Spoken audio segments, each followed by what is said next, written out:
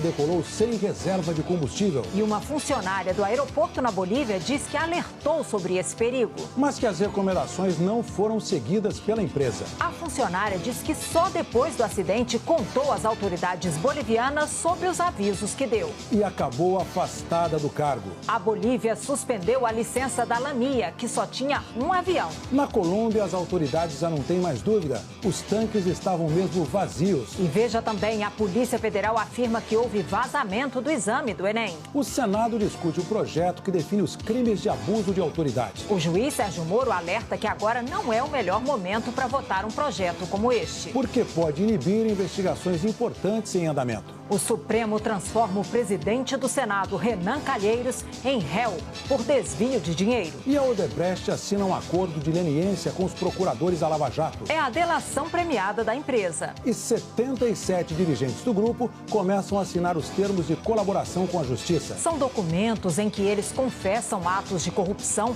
envolvendo a Odebrecht e os principais partidos. Quase 200 políticos são citados. O Jornal Nacional está começando.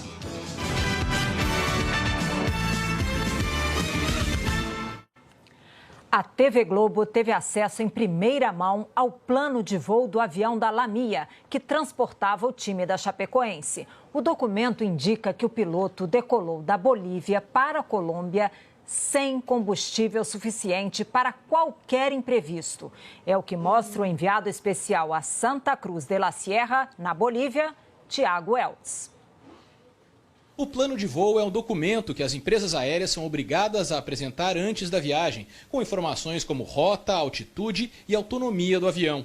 Esse é o plano de voo apresentado pela empresa Lamia para a viagem que terminou com a queda do avião com a equipe da Chapecoense. Ele foi feito pelo piloto e sócio da empresa Miguel Quiroga. A TV Globo mostrou o plano de voo em primeira mão. Esse documento aqui tem valor jurídico, né? Você vê, nós estamos discutindo o preenchimento dele aqui agora e provavelmente ele vai ser uma peça importante para determinar os fatores contribuintes do avião. A primeira coisa que o plano nos mostra é que não havia intenção nenhuma da Lamia de fazer uma escala para abastecimento. SLVR é o código do aeroporto de Viru Viru, em Santa Cruz de la Sierra, na Bolívia. SKRG é o código do aeroporto de Medellín, na Colômbia. O copiloto previu um voo direto entre Santa Cruz e Medellín, apenas com um aeroporto alternativo de opção, de Bogotá, caso houvesse algum problema no aeroporto final, em Medellín. Outra coisa que o documento mostra, desde o começo a empresa sabia que o tempo para chegar ao destino era muito apertado para esse tipo de avião. Tanto que no plano, o tempo de voo, 4 horas e 22 minutos, é igual à autonomia anotada no documento, 4 horas e 22 minutos. Apesar disso, o plano de voo recebeu uma assinatura e o carimbo da ASANA, a Administração Autônoma de Serviços Aeroportuários e Navegação Aérea da Bolívia. Um outro documento a que o Jornal Nacional teve acesso indica que uma funcionária da ASANA questionou o plano de voo.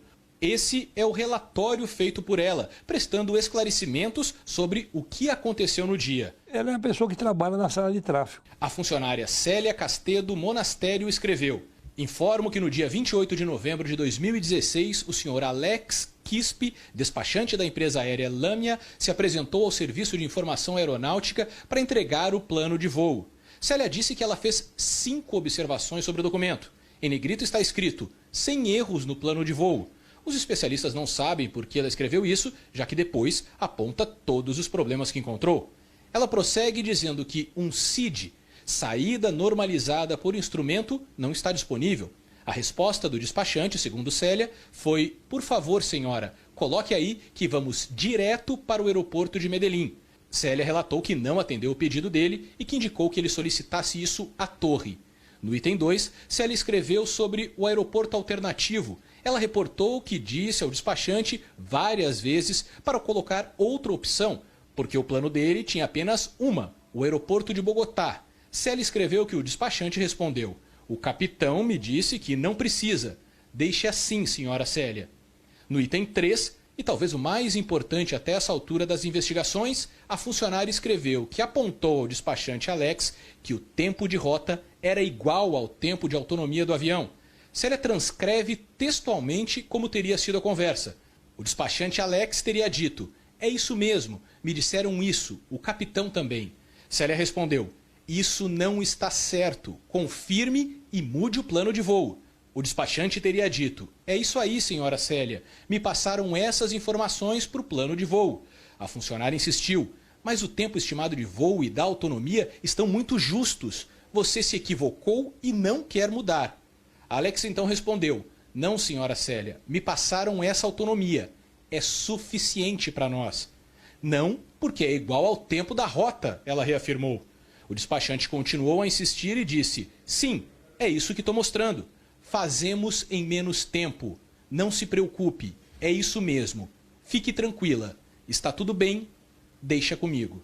Na visão do senhor, pela experiência do senhor, a pessoa que aprovou e assinou esse plano de voo é corresponsável pelo que aconteceu? Sem dúvida nenhuma. Ela que permitiu que o voo saísse.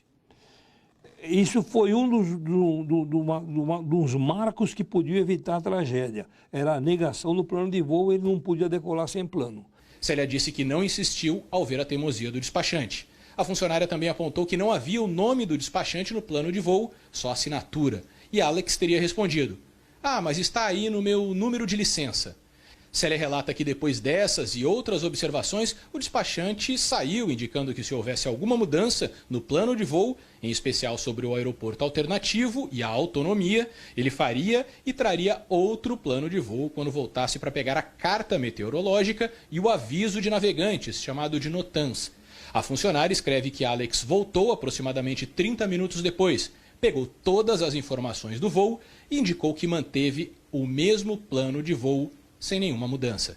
Célia disse que demonstrou seu incômodo e finalizou: "Muitas vezes os despachantes não levam a sério as nossas observações." Esse é o prédio da Asana de Santa Cruz, ele fica junto à torre de controle do Aeroporto Internacional de Viru-Viru. Foi aqui que a funcionária contou que teve a conversa com o despachante da Lamia. O que ninguém do governo boliviano ainda conseguiu explicar é se essa funcionária deveria ter impedido o voo de sair. E se ela não tinha autoridade para isso, quem deveria ter barrado o avião?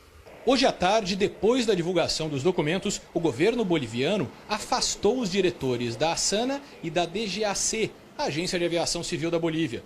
Também suspendeu a licença de operação da Lamia. Por telefone, o médico Alan Drill Roca, que é cunhado do piloto Miguel Quiroga, falou sobre a experiência do piloto do avião, que era chamado de Mickey. Mickey fez um curso na Força Aérea dos Estados Unidos. E esse tipo de avião, Avro RJ-85, com o que teve o acidente, quando ele era piloto desse avião na Força Aérea, também fez um curso na Holanda, na Inglaterra, porque eles são fabricados na Inglaterra, na Suíça e na Alemanha. A esposa tem todos os certificados, todos os exames dele, porque ele foi habilitado na Alemanha como piloto instrutor desse tipo de aeronave. Ou seja, Miguel era muito preparado na parte profissional como piloto. Além de ser instrutor de voo, ele era dono de uma empresa, de uma escola de aviação aqui na Bolívia, que prepara muitíssimos pilotos da Colômbia, do Peru, vem muitos da Bolívia. Mickey também tinha que estar a cada 6 meses fazendo um simulador de voo na Suíça. Então ele viajava constantemente para fazer provas desse tipo de aeronave. E agora trabalham com muitas hipóteses do acidente. Disso nós não podemos falar, porque essa é da parte, não está em nossas mãos. O tema de investigação do acidente é questão de gente que realmente conhece e é profissional nessas coisas, não? Eu sou médico. Na verdade, não poderia nem sequer falar sobre essas coisas. E me parece que as pessoas adequadas para falar desses acidentes são os peritos nessa questão de aeronáutica, não? Então temos que esperar um resultado correto desses tipos de profissionais que estão a cargo das investigações do acidente. Para esse especialista em aviação, o piloto não cumpriu um procedimento básico ao pedir para pousar. A última chance, a última torneira para evitar o acidente, que foi ele optar por ter dito em emergência sem combustível para poder entrar direto, ele não usou. E não usou por quê? Porque ele ia receber uma multa muito séria por ter feito o voo sem... E ele ia ser suspenso de voo por um período. Isso não foi um acidente. Isso foi uma coisa... um risco calculado que se quis correr. Nós vamos agora ao vivo à Bolívia falar com o repórter Tiago Eltz, que tem mais informações. Olá, boa noite, Tiago. Como é que serão os próximos passos dessa investigação, Tiago? Boa noite, Heraldo, Juliana, boa noite a todos. A gente fala ao vivo da cabeceira da pista do Aeroporto Internacional de Viru-Viru, foi daqui que decolou o voo da Chapecoense.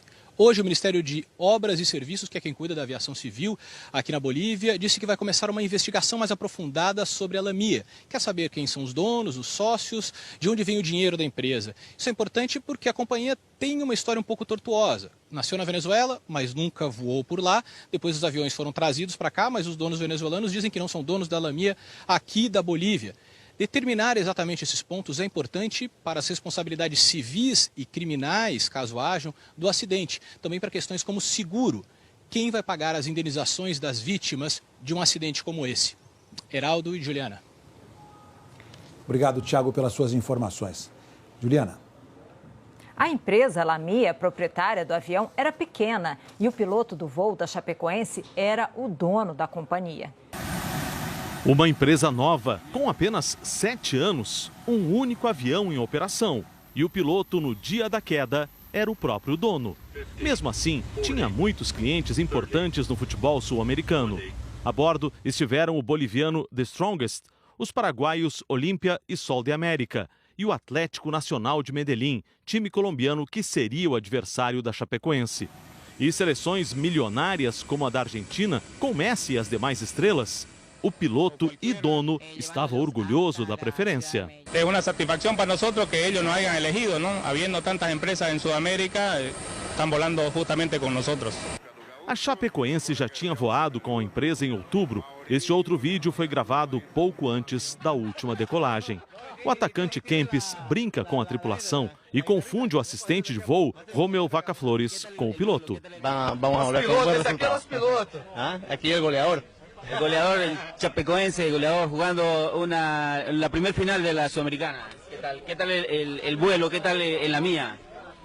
Uma final muito importante para nós, conduzido pela Lamia, nós estamos bem.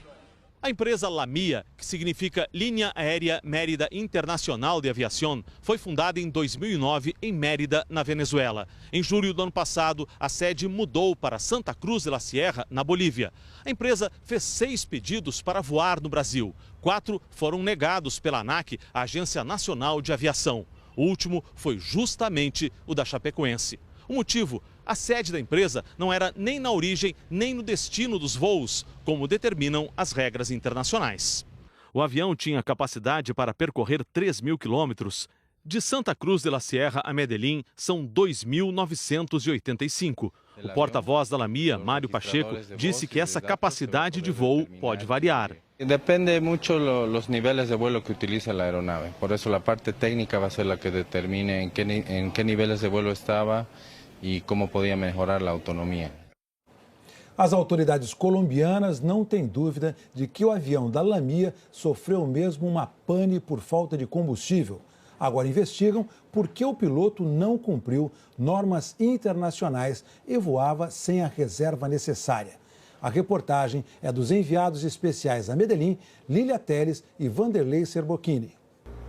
As autoridades da Colômbia convocaram uma entrevista para esclarecer alguns pontos do acidente da Lamia e de como estava o tráfego aéreo no aeroporto José Maria Córdova na noite de segunda-feira. O coronel Fred Bonilla, secretário de Segurança Aérea da Colômbia, afirmou que não há dúvida de que o avião estava sem combustível. Ao chegar ao local do acidente e fazer uma inspeção, podemos afirmar claramente que o avião não tinha combustível no momento do impacto, afirmou o coronel. Podemos afirmar claramente que a aeronave não tinha combustível no momento do impacto. Ele explicou que, pelas normas internacionais e nacionais colombianas, todo avião precisa ter um combustível mínimo do aeroporto de origem ao de destino, mais uma reserva equivalente a 30 minutos de voo ou 5% do trajeto todo, o que for maior. Neste caso, lamentavelmente, a aeronave não contava com combustível regulamentar para a contingência. Regulamentado para a contingência, para subalterno, que deveria estar estabelecido. O avião da Lamia era um dos 4 que se aproximavam do aeroporto. Além dele, havia um da Avianca, um da Latam e um quarto, um Airbus da companhia Viva Colômbia, que tinha como destino original a ilha de San Andrés. Durante a entrevista, o coronel Fred Bonilla, secretário de Segurança Aérea da Colômbia, apresentou essa sequência para os fatos. Às 9h20, horário da Colômbia, o avião da Viva Colômbia, que ia de Bogotá para San Andrés, comunica ter registrado um possível vazamento de combustível. O controle aéreo, então, ordena para que use Medellín como alternativa. 9h21, o controle aéreo pergunta ao Viva Colômbia se ele precisa de serviço de emergência. A tripulação responde que está com situação controlada e continua em direção a Medellín.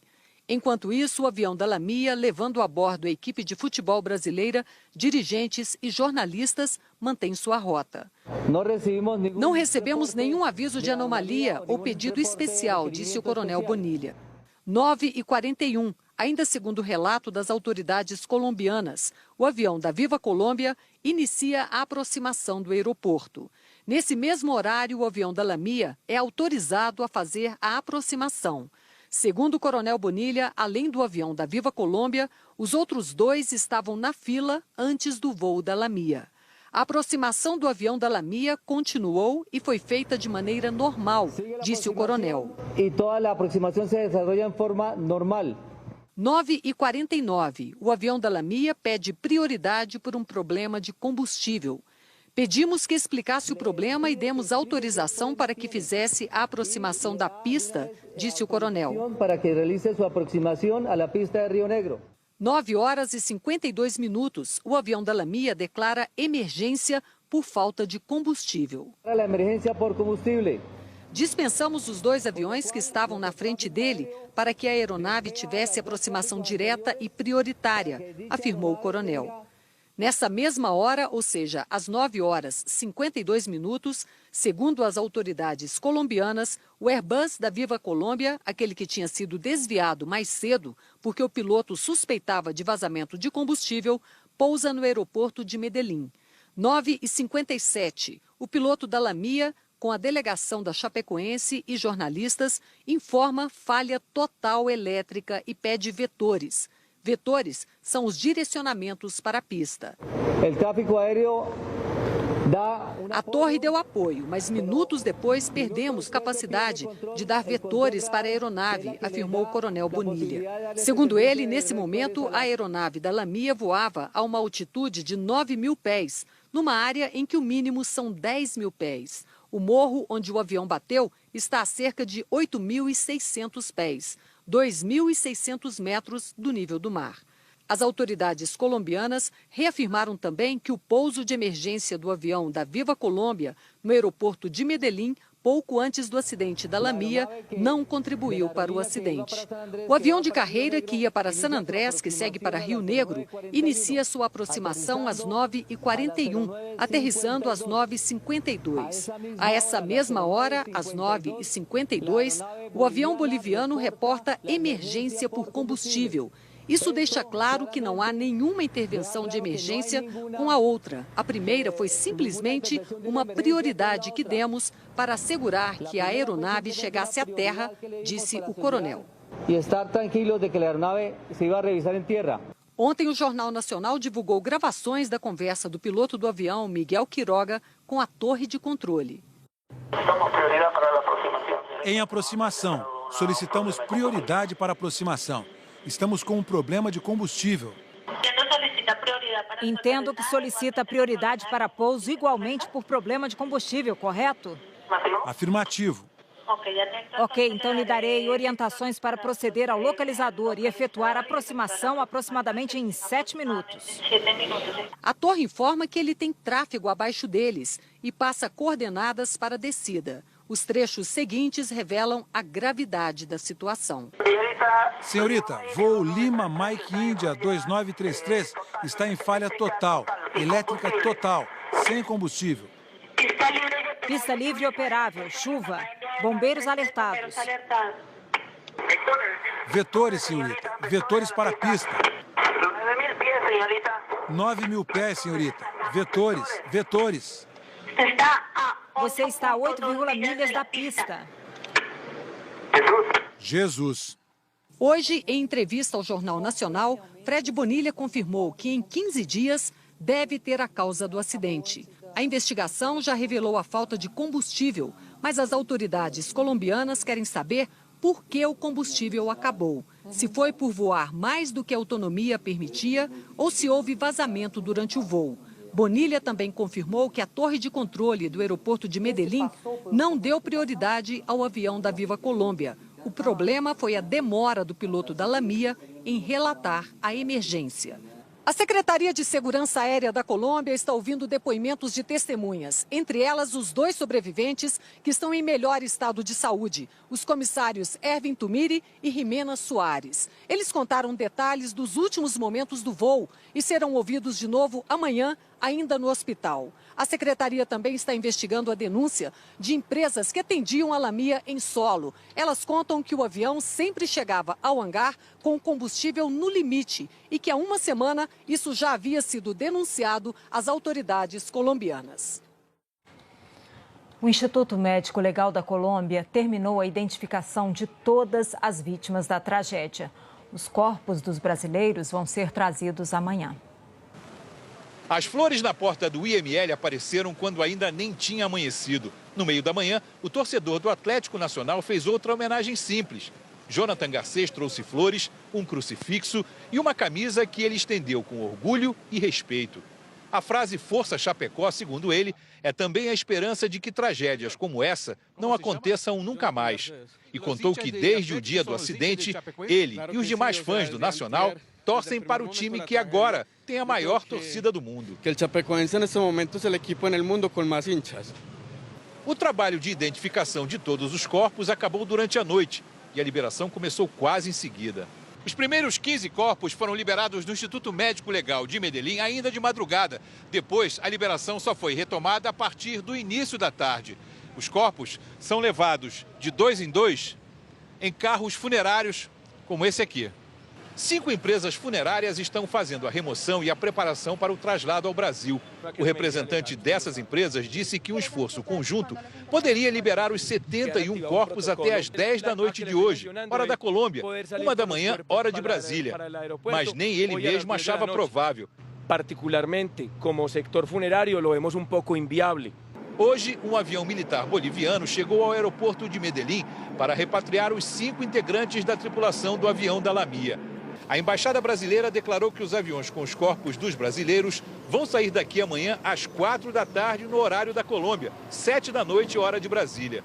3 Hércules da FAB estão em Manaus, aguardando a ordem para viajar para Medellín. Na funerária, os caixões estão sendo cuidadosamente preparados. Em cima de cada um, uma faixa com o nome, um manto branco com o símbolo da Chapecoense e a homenagem na frase, campeões para sempre. Roberto de Marque, parente de um integrante da Chapecoense, agradeceu às autoridades e o povo colombiano pelo apoio. Em espanhol, disse que o que as famílias mais querem é levar os amigos e irmãos para casa, porque a espera é a pior coisa que existe. A espera é a pior coisa que se tem. Bem, nós vamos ao vivo à Colômbia com a repórter Lília Teles, que tem outras informações. Lília, boa noite. Como é que vai ser esse traslado dos brasileiros?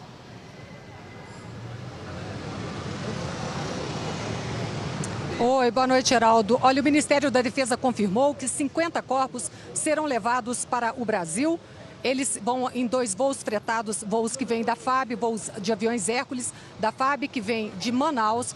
Eles devem sair daqui às 4 da tarde de amanhã e 4 e 6, desculpe, horário da Colômbia, ou seja, 7 e 9 do horário de Brasília. Eles vão fazer uma escala em Manaus e daí seguem para Chapecó, onde devem chegar na manhã de sábado. Os 14 funcionários da TV Globo e também da Fox não seguem nos aviões Hércules, eles vão em voos fretados pelas emissoras e não vão para Chapecó. Os da TV Globo seguem para o Rio de Janeiro e da Fox para São Paulo e também para o Rio de Janeiro. Heraldo.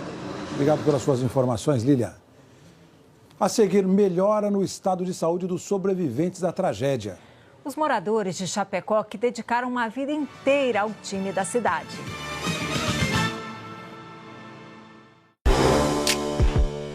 O agro está em tudo. Nas máquinas que colhem os grãos, que se transformam em ração. Porto de Medellín. Célia relatou que não atendeu o pedido dele e que indicou que ele solicitasse isso à torre. No item 2, Célia escreveu sobre o aeroporto alternativo. Ela reportou que disse ao despachante várias vezes para colocar outra opção, porque o plano dele tinha apenas uma, o aeroporto de Bogotá. Célia escreveu que o despachante respondeu: "O capitão me disse que não precisa. Deixe assim, senhora Célia." No item 3, e talvez o mais importante até essa altura das investigações, a funcionária escreveu que apontou ao despachante Alex que o tempo de rota era igual ao tempo de autonomia do avião. Célia transcreve textualmente como teria sido a conversa. O despachante Alex teria dito: "É isso mesmo, me disseram isso, o capitão também." Célia respondeu: "Isso não está certo, confirme e mude o plano de voo." O despachante teria dito: "É isso aí, senhora Célia, me passaram essas informações para o plano de voo." A funcionária insistiu: "Mas o tempo estimado de voo e da autonomia estão muito justos. Você se equivocou e não quer mudar." Alex então respondeu: "Não, senhora Célia, me passaram essa autonomia. É suficiente para nós." "Não, porque é igual ao tempo da rota," ela reafirmou. O despachante continuou a insistir e disse: "Sim, é isso que estou mostrando. Fazemos em menos tempo. Não se preocupe, é isso mesmo. Fique tranquila. Está tudo bem, deixa comigo." Na visão do senhor, pela experiência do senhor, a pessoa que aprovou e assinou esse plano de voo é corresponsável pelo que aconteceu? Sem dúvida nenhuma. Ela que permitiu que o voo saísse. Isso foi um dos marcos que podia evitar a tragédia. Era a negação do plano de voo, ele não podia decolar sem plano. Célia disse que não insistiu ao ver a teimosia do despachante. A funcionária também apontou que não havia o nome do despachante no plano de voo, só a assinatura. E Alex teria respondido: "Ah, mas está aí no meu número de licença."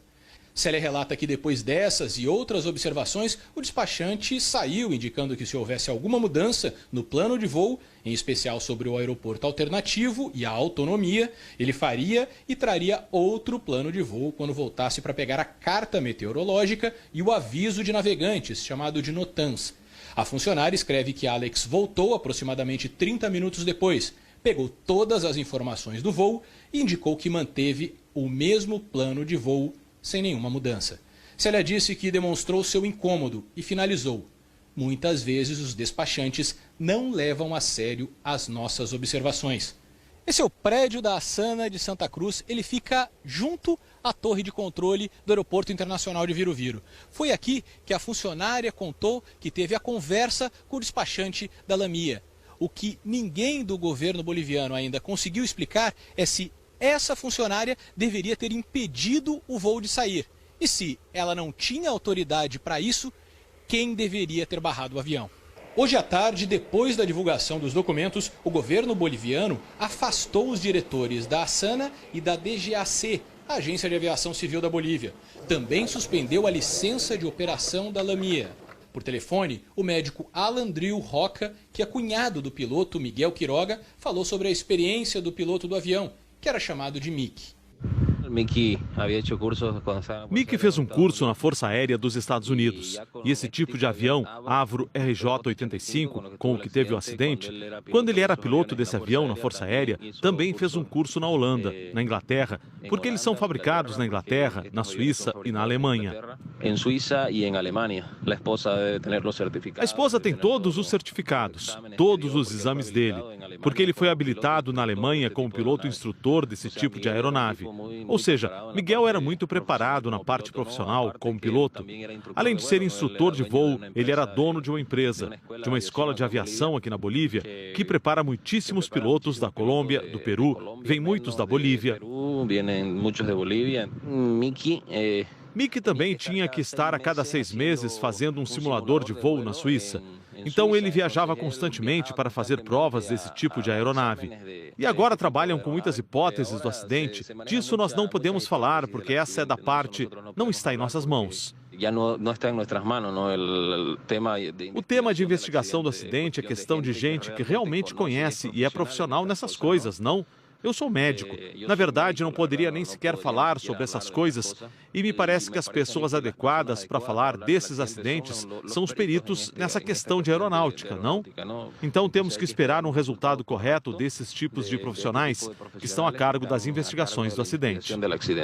Para esse especialista em aviação, o piloto não cumpriu um procedimento básico ao pedir para pousar. A última chance, a última torneira para evitar o acidente, que foi ele optar por ter dito em emergência sem combustível para poder entrar direto, ele não usou. E não usou por quê?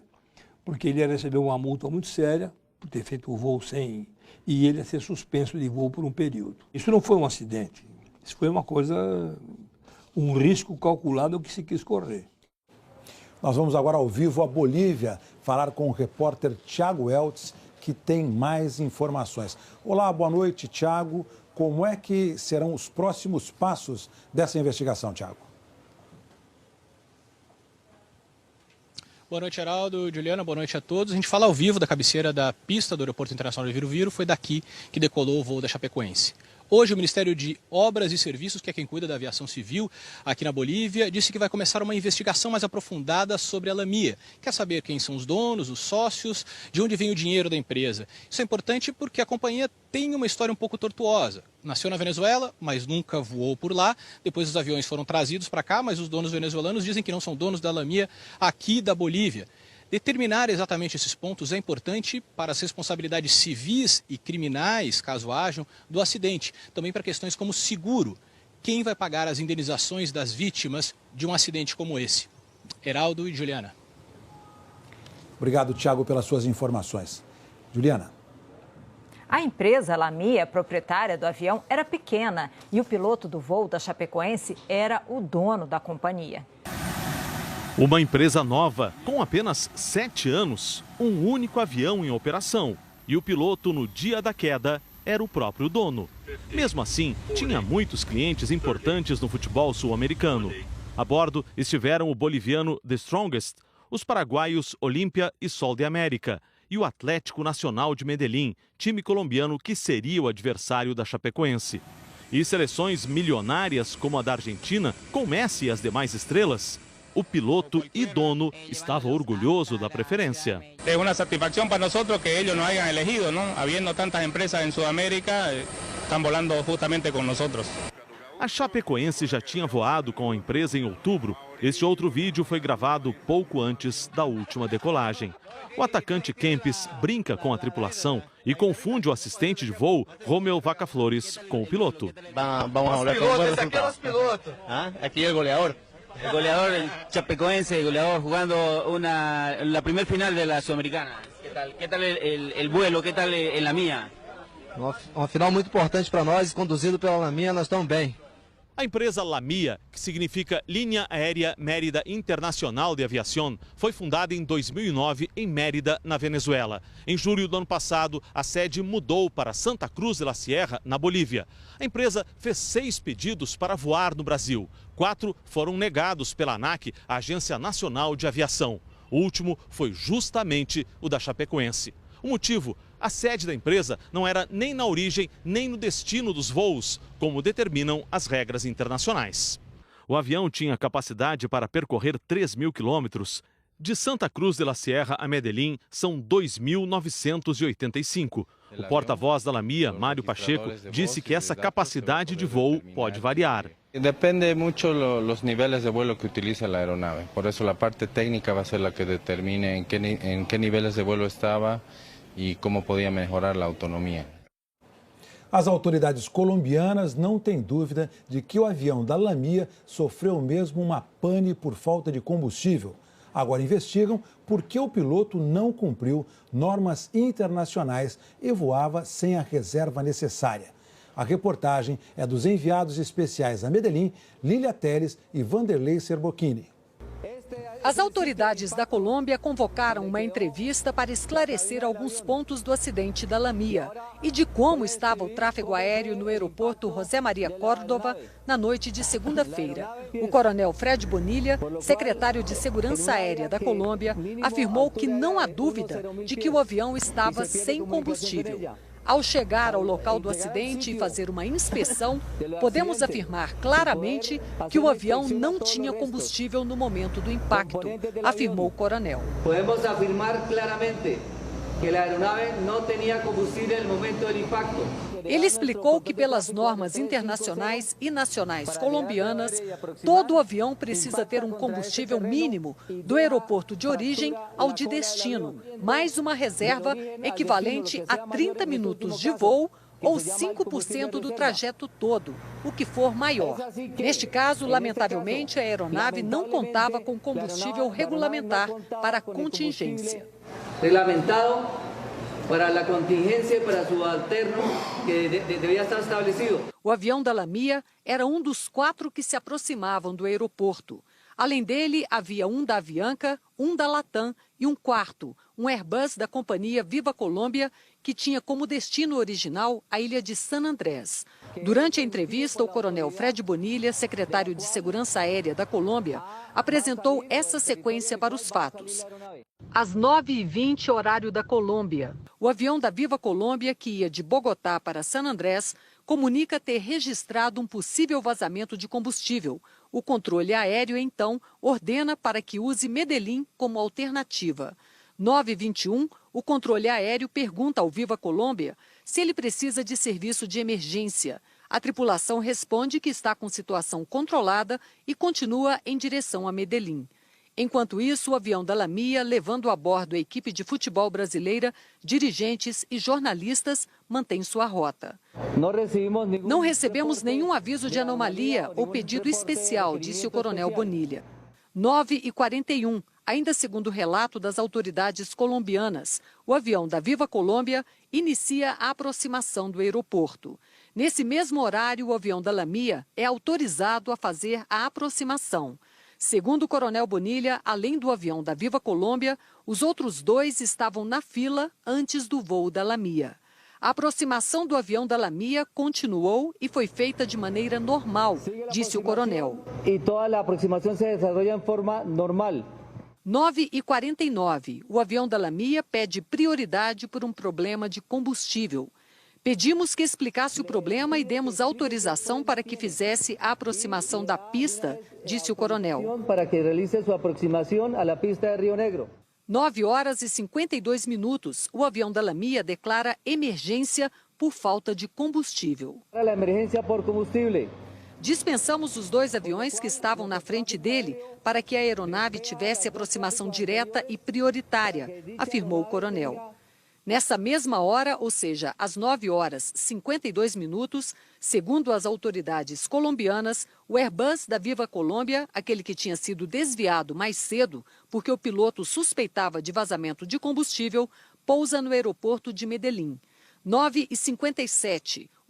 Que decolou sem reserva de combustível. E uma funcionária do aeroporto na Bolívia diz que alertou sobre esse perigo. Mas que as recomendações não foram seguidas pela empresa. A funcionária diz que só depois do acidente contou às autoridades bolivianas sobre os avisos que deu. E acabou afastada do cargo. A Bolívia suspendeu a licença da Lamia, que só tinha um avião. Na Colômbia, as autoridades já não têm mais dúvida. Os tanques estavam mesmo vazios. E veja também, a Polícia Federal afirma que houve vazamento do exame do Enem. O Senado discute o projeto que define os crimes de abuso de autoridade. O juiz Sérgio Moro alerta que agora não é o melhor momento para votar um projeto como este. Porque pode inibir investigações importantes em andamento. O Supremo transforma o presidente do Senado, Renan Calheiros, em réu por desvio de dinheiro. E a Odebrecht assina um acordo de leniência com os procuradores da Lava Jato. É a delação premiada da empresa. E 77 dirigentes do grupo começam a assinar os termos de colaboração com a Justiça. São documentos em que eles confessam atos de corrupção envolvendo a Odebrecht e os principais partidos. Quase 200 políticos são citados. O Jornal Nacional está começando.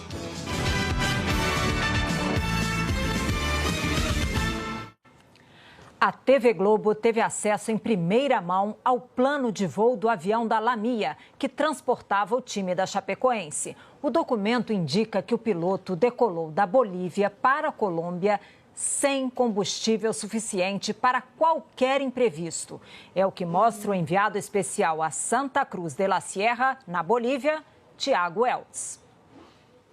O plano de voo é um documento que as empresas aéreas são obrigadas a apresentar antes da viagem, com informações como rota, altitude e autonomia do avião.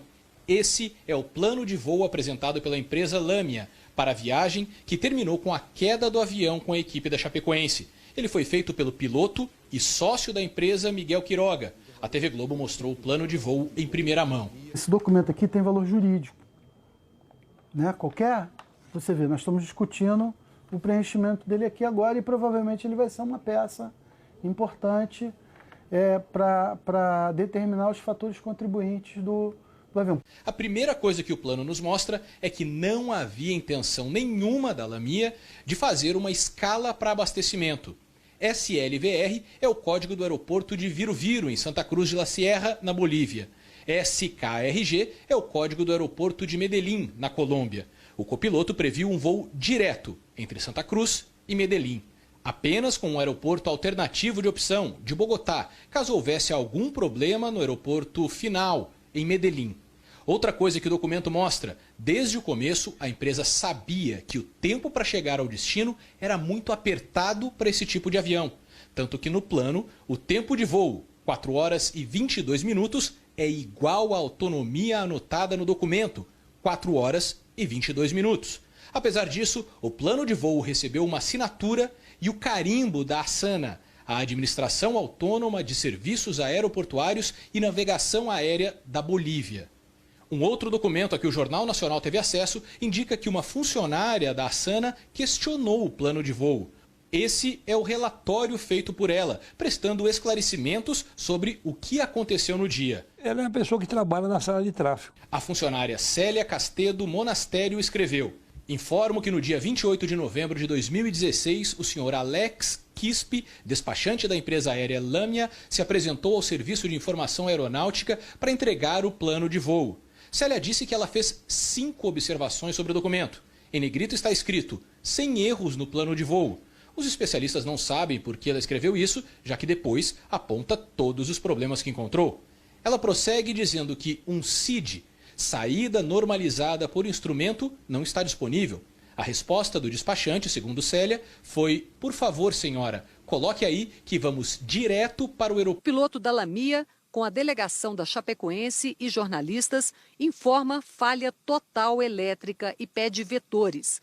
Vetores são os direcionamentos para a pista. O tráfego aéreo A torre deu apoio, mas minutos depois perdemos capacidade de dar vetores para a aeronave, afirmou o coronel Bonilha. Segundo ele, nesse momento, a aeronave da Lamia voava a uma altitude de 9.000 pés, numa área em que o mínimo são 10.000 pés. O morro onde o avião bateu está a cerca de 8.600 pés, 2.600 metros do nível do mar. As autoridades colombianas reafirmaram também que o pouso de emergência do avião da Viva Colômbia no aeroporto de Medellín, pouco antes do acidente da Lamia, não contribuiu para o acidente. O avião de carreira que ia para San Andrés, que segue para Rio Negro, inicia sua aproximação às 9h41, aterrissando às 9h52. A essa mesma hora, às 9h52, o avião boliviano reporta emergência por combustível.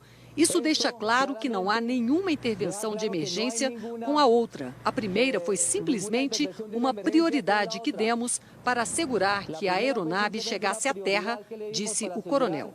E estar tranquilo de que a aeronave se iba a revisar em terra. Ontem, o Jornal Nacional divulgou gravações da conversa do piloto do avião, Miguel Quiroga, com a torre de controle. Em aproximação, solicitamos prioridade para aproximação. Estamos com um problema de combustível. Entendo que solicita prioridade para pouso igualmente por problema de combustível, correto? Afirmativo. Ok, então lhe darei orientações para proceder ao localizador e efetuar a aproximação aproximadamente em 7 minutos. A torre informa que ele tem tráfego abaixo deles e passa coordenadas para a descida. Os trechos seguintes revelam a gravidade da situação. Senhorita, voo Lima Mike India 2933 está em falha total, elétrica total, sem combustível. Pista livre e operável, chuva, bombeiros alertados. Vetores, senhorita, vetores para a pista. 9.000 pés, senhorita. Vetores, vetores. Você está a 8,1 milhas da pista. Jesus. Hoje, em entrevista ao Jornal Nacional, Fred Bonilha confirmou que em 15 dias deve ter a causa do acidente. A investigação já revelou a falta de combustível, mas as autoridades colombianas querem saber por que o combustível acabou. Se foi por voar mais do que a autonomia permitia ou se houve vazamento durante o voo. Bonilha também confirmou que a torre de controle do aeroporto de Medellín não deu prioridade ao avião da Viva Colômbia. O problema foi a demora do piloto da Lamia em relatar a emergência. A Secretaria de Segurança Aérea da Colômbia está ouvindo depoimentos de testemunhas, entre elas os 2 sobreviventes que estão em melhor estado de saúde, os comissários Erwin Tumiri e Jimena Soares. Eles contaram detalhes dos últimos momentos do voo e serão ouvidos de novo amanhã, ainda no hospital. A Secretaria também está investigando a denúncia de empresas que atendiam a Lamia em solo. Elas contam que o avião sempre chegava ao hangar com combustível no limite e que há uma semana isso já havia sido denunciado às autoridades colombianas. O Instituto Médico Legal da Colômbia terminou a identificação de todas as vítimas da tragédia. Os corpos dos brasileiros vão ser trazidos amanhã. As flores na porta do IML apareceram quando ainda nem tinha amanhecido. No meio da manhã, o torcedor do Atlético Nacional fez outra homenagem simples. Jonathan Garcês trouxe flores, um crucifixo e uma camisa que ele estendeu com orgulho e respeito. A frase Força Chapecó, segundo ele, é também a esperança de que tragédias como essa não aconteçam nunca mais.